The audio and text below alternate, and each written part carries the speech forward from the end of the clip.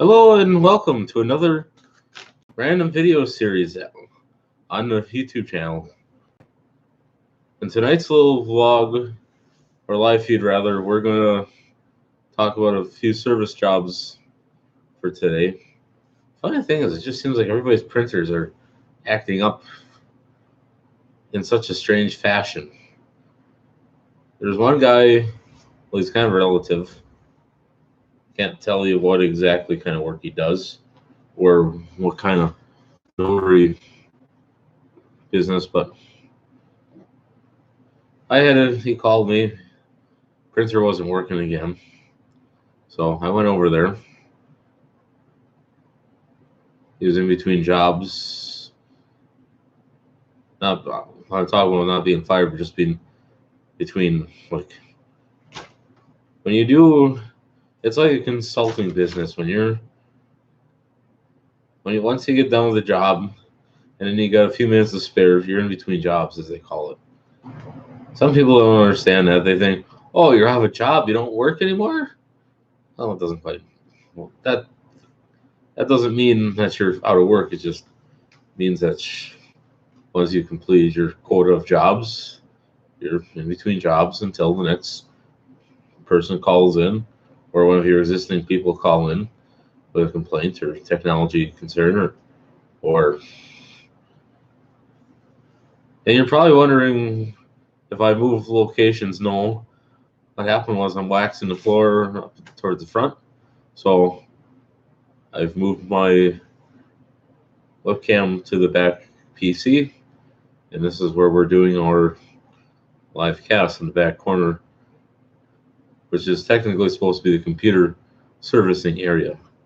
But you can see I'm running out of room here for storage. And you're thinking, you got shelves here. And it's not quite big enough for everything I got here. Try fitting a 40-inch TV on it, rink-eating shelves. So, enough about that. And I don't know what's in the door back there. I've never been back in there. All I was told was as a cold storage and a meat freezer and possibly laundry service, and I don't know, God knows what else. I'm not curious, so nobody should ask me about what's back there because I don't honestly know. So change the subject on that. Well, basically, the type of printer that one relative that he uses, he bought new. It's a Hewlett Packard OfficeJet, and that darn printer just cannot seem to keep its settings. No matter what you set it to, 48 hours later, it goes back to the old default. And unbeknownst to me, the salesman at a certain store, I'm not going to point fingers at this store, but what really makes me angry and disappointed is they lied to my relative saying, "Oh, this thing gonna do whatever you want it to do. If you want to print in legal format, it'll print automatically in legal format. It'll automatically determine what pages are what." That's why my relative bought the printer, because he thought, I don't have to worry about customizing each print job I do. Wrong. He still does. Printer doesn't do half of what the salesman bragged it did. The salesman's, yeah, you can be like 100,000 miles away, or that's not quite 100,000 miles, but what I'm trying to say here is when you're on the road, the guy was bragging that you put this app on your phone for this Hewlett Packard printer. It's an OfficeJet something. I can't remember the model number. But he says, yeah, all you need is just Wi-Fi. So I tried that theory, and I could not connect to that printer outside of his wireless network. From what the guy in the retail store said, that, oh, she'd even be able to go to McDonald's and make it work. So we even tried that. I went in the car and went to a McDonald's, and I could not get that darn app to even connect to the printer. So, word of advice for people that work in retail stores in the electronic department: don't lie about what you're selling, because you're creating so much headache for the person buying it. You're creating headache for the person that has to come and service it, because you couldn't take the time to.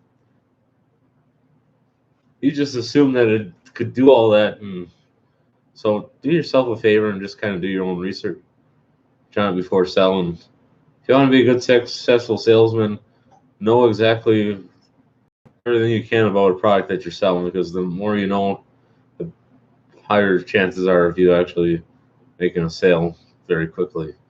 Well, it's even like here at the office. I get a piece of equipment in to sell. I'll use. I don't play with it, but I'll use it for a while, probably for like a month or so. Try every feature and function of the piece of equipment. And the reason I do that is so when the person comes in and wants to buy it, I can honestly, with integrity, tell them straight in the face that it's a good product and I'm not a con man and a shyster. Because sadly, a lot of, well, even like car dealerships you go into nowadays, you go in and they say, yeah, it's a great car.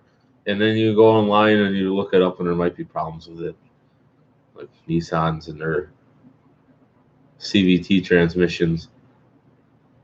I hate to admit, but I do kind of like Nissans. When it comes to cars, I'm kind of all over the map. I like some Toyotas, some Hondas, some Kias, some Volkswagens, Subaru, Suzuki, Mazdas. I guess you could say I'm pretty much all over. The only vehicles I'm not too thrilled are with is some of the GM stuff. I'm not going to bash the GM people out there, but the only thing I'm not wild about is the trucks. If I was going to buy a GM or Chevy truck, most likely it would be either with a Detroit diesel or something from like the early 2000s. Anything over 2006, no. I would not. In my opinion, I would. But then again, if I bought a truck, I would have to have an 8-foot bed. It wouldn't have to be a fancy, but I'd preferably a diesel, and then I would put a camper cap on the back. And you're thinking, oh, that's dumb, but well, when you're hauling stuff around, you don't want to get all wet. And it's kind of cool having a camper cap on a pickup truck. It's kind of original if you think about it. The idea of that. Or I give myself a Ford F-250 7.3 diesel Power Stroke. Straight pipe it. No stacks in the deck, but either do that, have a downpipe on it. But then again, that would also have to be a extended cab with an 8-foot bed, or the longest bed that they offered. Then I'd put a camper's cap, or the Dodge, like Dodge Ram 2500, or the Dodge D250 with the 5.9 Cummins diesel, straight pipe with a long bedded truck and a camper cap. Okay, why am I even getting into vehicles here? This video doesn't even pertain about vehicles, but all right, enough said about that. So basically, when it comes to printers and that, some companies do a better job with their printers, and then there's some companies that are just inadequate. They're averaged instead of advantaged. So basically, if you're gonna buy a Hewlett Packard printer and you really gaga over a OfficeJet printer, do your research. Most likely the thing's not gonna last you 5 years.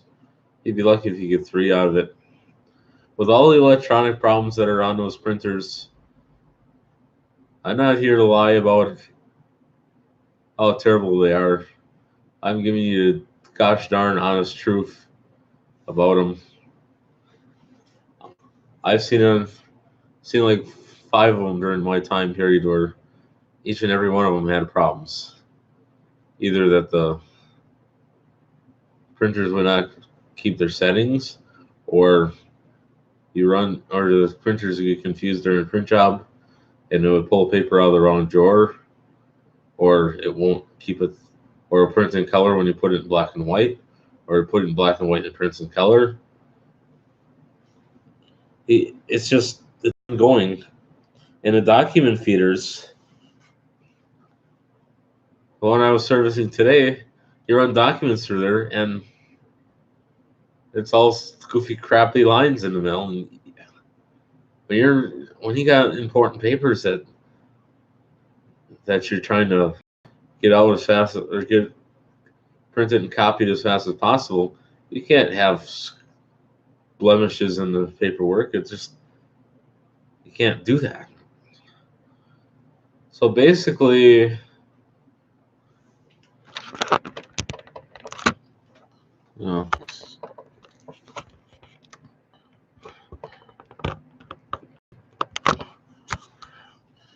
you gotta do your research before you buy a printer. I know other printers are pretty good. The cheapy Canons aren't bad. I've had one of those. I got about probably 5 years out of one before. And what happened was I bought cartridges, and the new cartridges weren't working. But unbeknownst to me, I only paid $25 for it. So, what can you expect for a $25 printer? So, if you get 5 years out of a $25 printer, you pretty much got your money out of it. So basically, even those zero printers are actually kind of cool, especially those color cubed printers.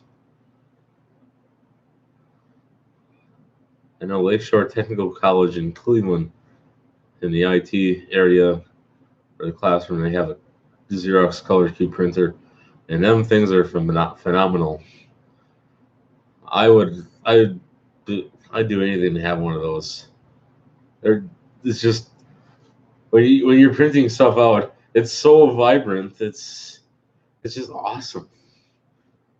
And yet all it is just crayon wax. That's basically what the ink is. It's just crayon wax, and it's just when you're printing pictures and stuff, it's just, now as far as color depth and how it works, I'm not really entitled to talk about because I have no knowledge of the complete workings of a color cube printer. Other than I'd like to own my own, maybe someday when I'm at lots and lots of money. But I'll put it this way: I have just enough to pay the bills and get by, and $1 to spare after. So it is what it is. But now we're going to move on to the other interesting topic. A lot of people have asked me, how come you're not open like 6 a.m. to 6 p.m.? And the thing is, when you have a business and you don't have a lot of revenue coming in, you have to look elsewhere for revenue to keep yourself afloat. So I got 2 jobs right now, 2 part-times anyway. And I go to school on top of that. I go about 3 days a week. And I got my buildings and grounds job at the church. And I picked up another part-time job. Basically, it's on technically on the same premise. It's just in a building that's being leased by a private party. I'm not going to say who or what kind of business it is. because I don't want to ruin their privacy. But unfortunately, a lot of people get the idea that businessmen are rich and filthy rich. And let me be totally honest here. If you think that everybody starting a business has lots and lots of money, when I started this business, I started out like with maybe $150 for starting. That was from a job I went and did.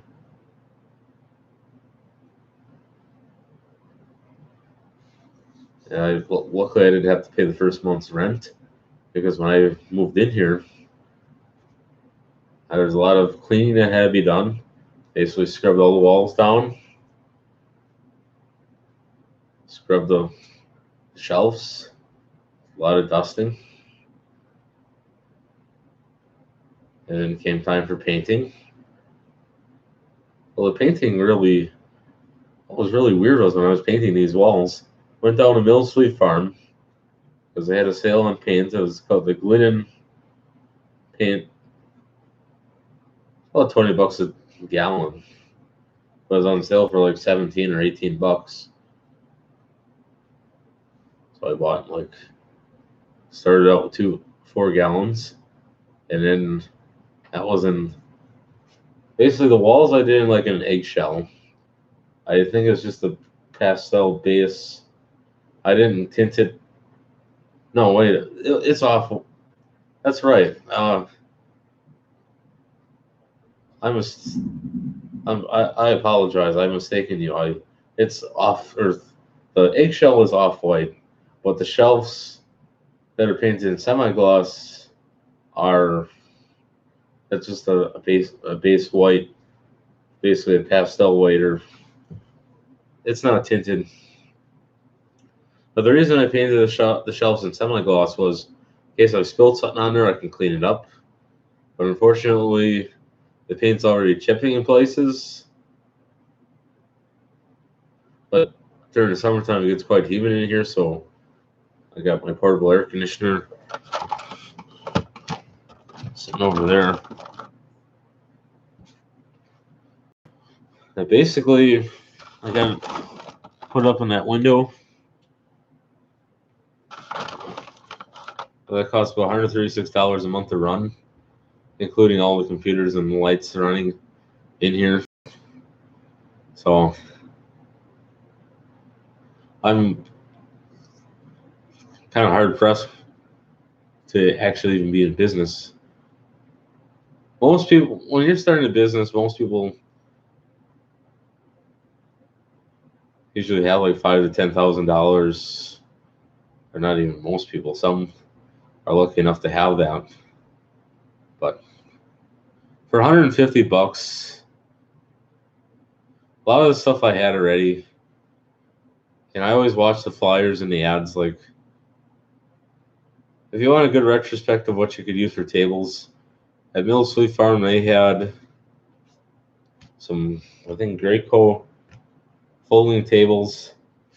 I got these because you can fold them in half and they take up even less space if you got to move them. This is basically like a little over 80 years old of a building. So if I got evicted, and I'm hoping it never happens,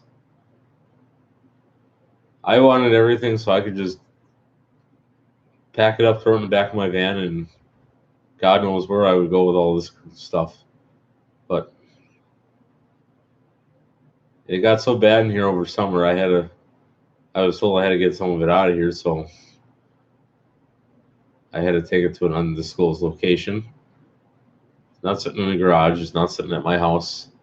I'm not saying where it's sitting, but this is an improvement from working out of my house. The problem with my house is I had stuff all over the kitchen. I had stuff all over the dining room. I had stuff all over the back entryway. It's hard to conduct a business out of your house and keep privacy and security. Even though this place is small and very small, it's an improvement from what I had. Now I'm grateful that I knew the people that own this building. They had three boys, and one of their sons I had as a school teacher. I had when I was in high school. He was a history teacher. His mother was a substitute teacher. And I'm very grateful that I was able to get this space when I did, and I was able to get in here right away and start work. Because usually, most times when you're going to get back or rent something, it takes a while to process paperwork, but I had to wait a little bit, but it really wasn't that difficult of a place to get. And basically, they're some of the greatest people that I've ever met. Usually, if I got a problem, they usually take care of it. I've never had any issues here. I would definitely. They're very accommodating. They're it's Besides, who wouldn't want to be in an old grocery store? Because originally back in the day, this was a grocery store. I think I probably told a lot of people this already. According to a thing I was doing online, it said that this was a 1939 building. 39, 49, 59, 69 is 30, 79, 40, 89 is 50, 99, 60, 9, 17. Yeah, it's about 80 years old. So it's got its quirks. Does have some minor problems. And believe it or not, this building, I believe, has low water low water gravity heat. And what I mean by that is if you well, it's kind of hard to. Those two pipes up in the corner. Basically, how the heat works with a low gravity water system. If I'm explaining this correctly, which I might be skipping on some details. Instead of having a circulating pump pushing the water through the pipes, hot water rises and cold water drops. And basically, the pipes just go straight up. It was popular back in like the 20s and 30s and 40s, 50s. By the 60s, a lot of the heating systems changed. And some of your hot water gravity systems at the time, you had an expansion tank up in the attic or in a closet or on the roof or whatever, and a vent stack. And this is just a diagram I was looking at online. But the thing is, a lot of the technology is out of date. You're better off. You're still better off with a modern heating system with circulating pump. It's low gravity. It's all fine and good, but it's not heating style anymore. But for the time, it was quite the modern technology. Also, was forced air, like central heat and air. Oh, I accidentally stepped on a CD, but oh well. That's basically, and even like some of your commercial buildings where every room is zoned in temperature, where you got your hot water lines coming off your hot water boilers, passing over coils for like your air handlers. And now when it comes to steam boilers and steam lines, I'm not really familiar with any of that because I've never touched. You got to be licensed to even think about working on any high pressure steam boilers or boiler systems. That's something that, thank goodness, that I don't have to deal with, because let's say that you blow a line on high pressure steam. All heck will break loose a lot worse than a low pressure system. It's still chaotic if the low pressure system breaks, but it's not going to be as catastrophic as high pressure steam. High pressure steam, you got a pipe that ruptures, and God knows what's going to happen. So, another interesting topic is, we're going to get back to the why I don't have like 9 to 5 hours. Basically, when you're trying to stay afloat, you gotta be able to sustain yourself. And to sit here all day and potentially not make any money, you gotta. Hold on a second. I'm gonna get myself a tissue. I'll be right back.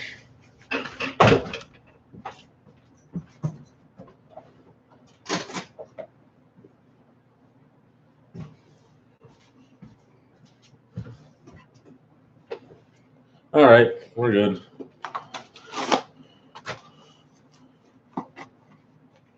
You talk for so long, you kind of tend to.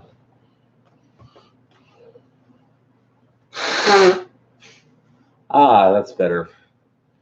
Okay, where was it? Yes. What I was saying was, when it comes to small businesses, you got to work your darndest to stay afloat,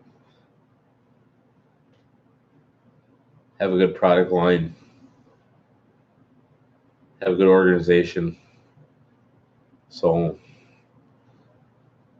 I know I'm not making much sense here, but after a very long day, I would have loved to have made this video early in the morning when I first got up. You start your day like at 5:30, 6, 7, 7:30 at the latest.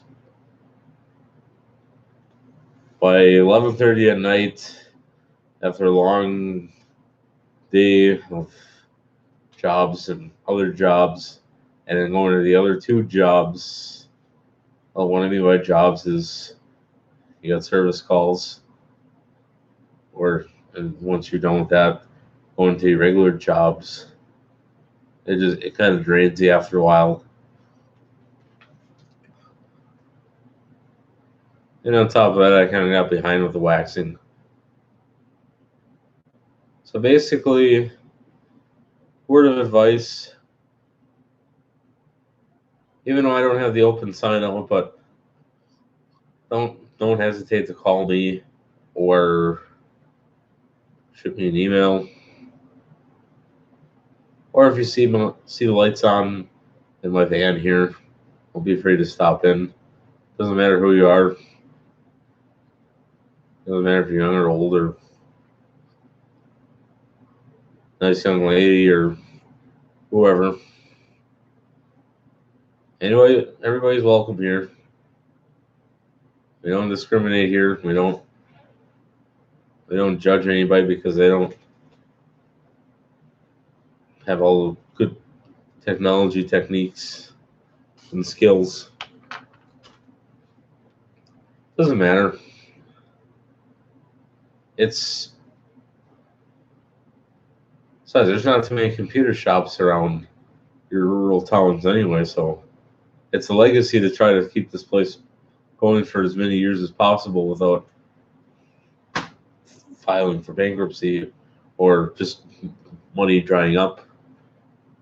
So that's something that's going to be a struggle with stay afloat on, and location is also very keen and ideal for successful business. If you're on a back street somewhere, you'd be lucky if you got one or two people a month. But when you're on the main drag, you kind of you're you're more susceptible to getting people to come through the door and actually have them take a look around, see if there's anything they're interested in. But before you sell stuff, make sure it all works. You'd hate to be a customer that buys something and find out it doesn't work, and they'd be very upset. Doesn't matter if it's a TV, a computer, stereo system, computer accessories. So, on that note, thank you for staying tuned in as long as you did, or if you've tuned out a long time ago.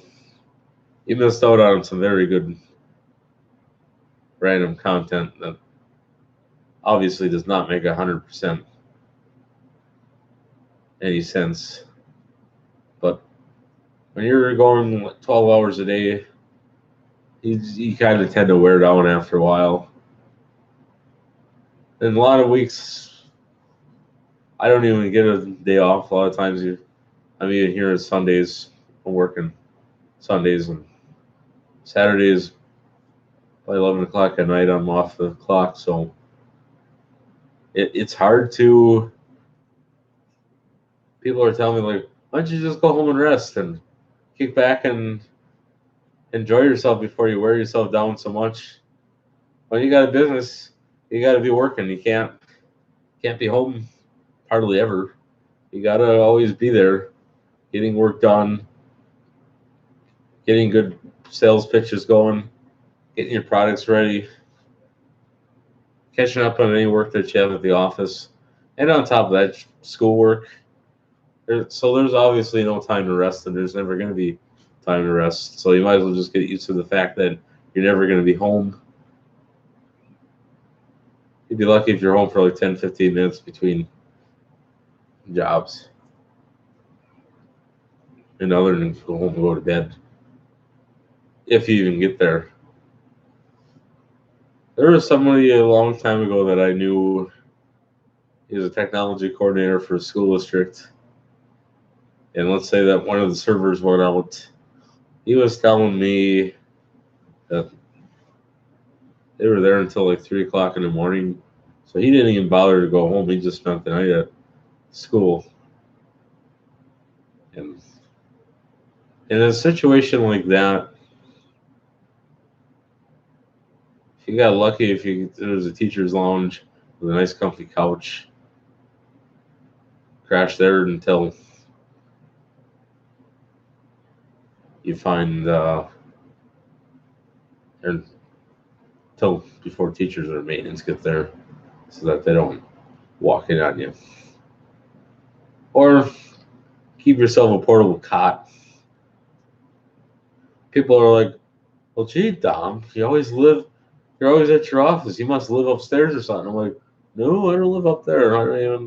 That's not even rentable.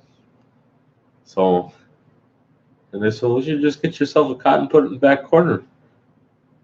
This building is not zoned for, this space is not zoned for residential living, so you legally can't, and the landlord wouldn't permit that.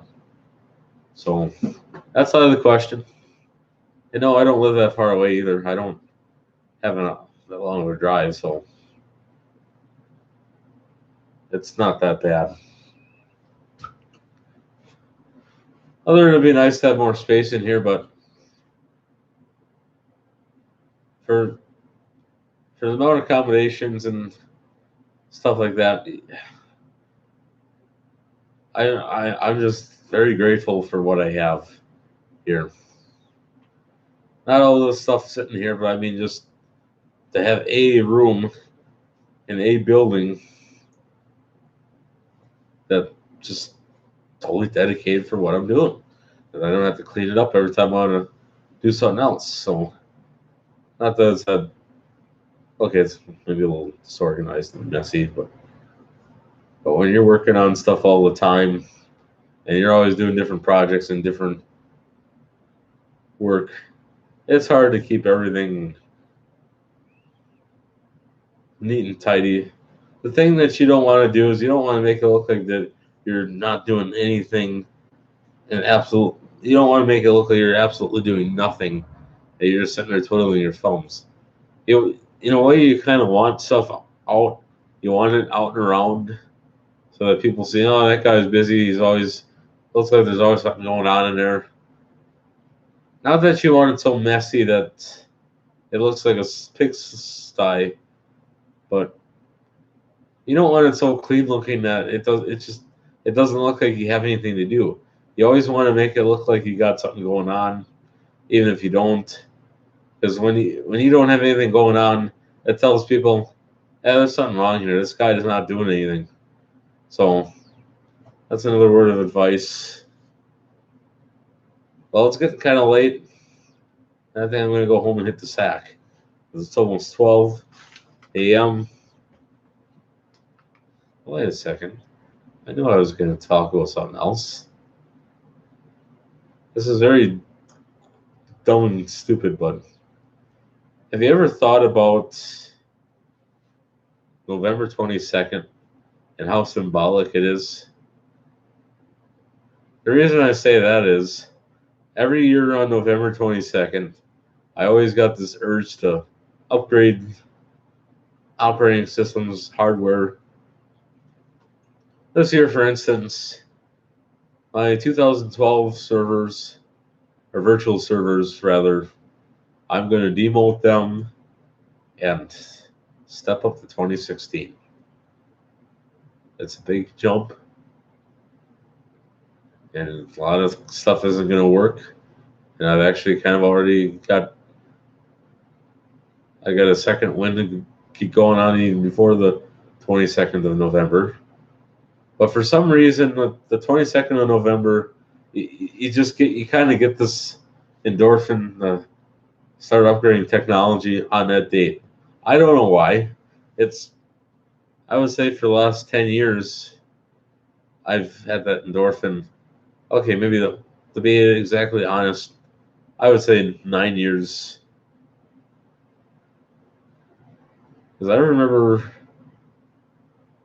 playing with Server 2003 on virtual. I think that was VirtualBox back before I even discovered VMware, and that was on a Vista computer.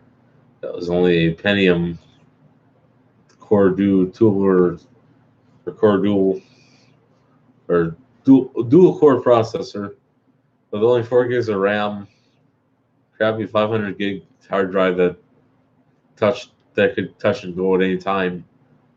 That was the stuff back then. Even though Server 2008 was, I think, released around that time, I was still using Server 2003. And actually, I kind of like Server 2003, and then even I had one Server 2003 virtual server, and then Server 2000, even though it wasn't supported anymore.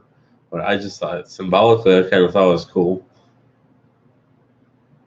But on November 22nd of 2012, even though that Server 2012 was out, I just bumped up this.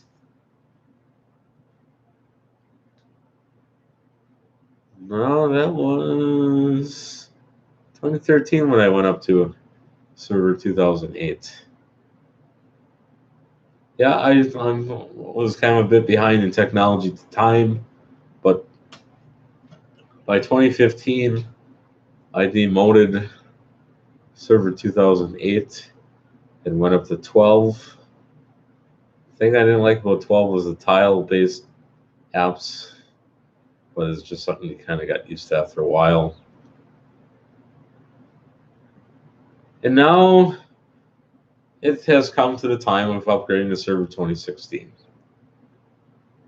And everybody's like, Well, server 2019 is out, but you know, I don't like to progress so fast that you knock your socks off. And yeah, 2019 is actually quite a little bit more expensive than 2016, and 2016 is still supported yet. There's lots of updates available for it. There's lots of support. It's only 3, 4 years old, 2.25, somewhere around there. So it's new enough. I'm just gonna stick with it. It'll work fine. And I've already ran into like 10 different hiccups with it already. So it should be interesting. Yeah. So that's why I didn't want to jump to 2019 because it's still pretty new yet. There's probably bugs in it yet. So on that note, we're gonna call it a night, and I'm gonna go home and go to bed.